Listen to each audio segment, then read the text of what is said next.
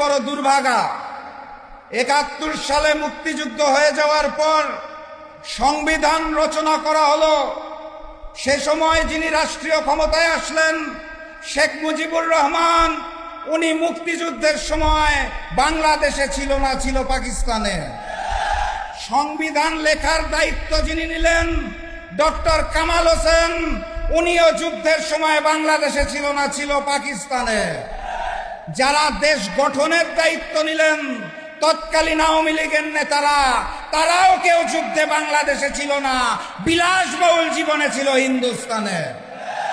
তারপরে ২৪-এর গণ অভ্যুত্থানের পরে যিনি দায়িত্ব নিলেন তিনিও গণ অভ্যুত্থানের সময় বাংলাদেশে ছিলেন না, উনি ছিলেন প্যারিসে। ডাক্তার মোহাম্মদ ইউনূসের কথা বলছি।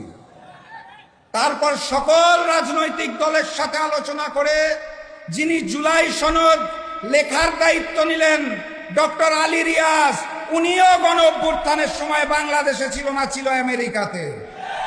ভাগ্যের কি নির্মম পরিহাস! সেই জুলাই সনদ বাস্তবায়নের জন্য যারা দায়িত্ব গ্রহণ করলো ম্যানেজ ভোটের মাধ্যমে, সেই ম্যানেজ ভোটের প্রধানমন্ত্রী জুলাই গণ অভ্যুত্থানে বাংলাদেশে ছিল না, ছিল লন্ডনে।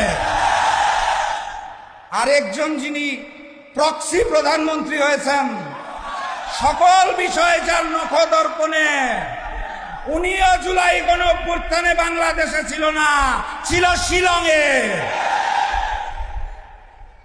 এই কারণে তারা জুলাইয়ের মর্ম অনুভব করতে পারে না। জুলাই আপনারা বুঝবেন কিভাবে? জুলাই যদি অনুভব করতে চান তাহলে ওই জুলাই শহীদের মায়ের চোখে চোখ রেখে জিজ্ঞাসা করুন জুলাই কি জিনিস। জুলাই বুঝতে চাইলে জুলাই শহীদ পরিবারের পিতা এবং ভাই বোনকে জিজ্ঞেস করুন জুলাই কি জিনিস।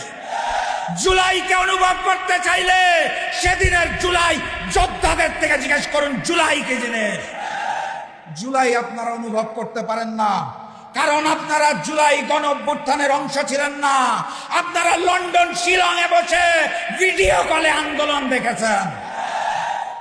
জুলাই কি জিনিস সেটা জানতে হইলে আমাদেরকে জিজ্ঞাসা করুন, আমরা উত্তর দিয়ে দিব আপনাদের ইনশাআল্লাহ।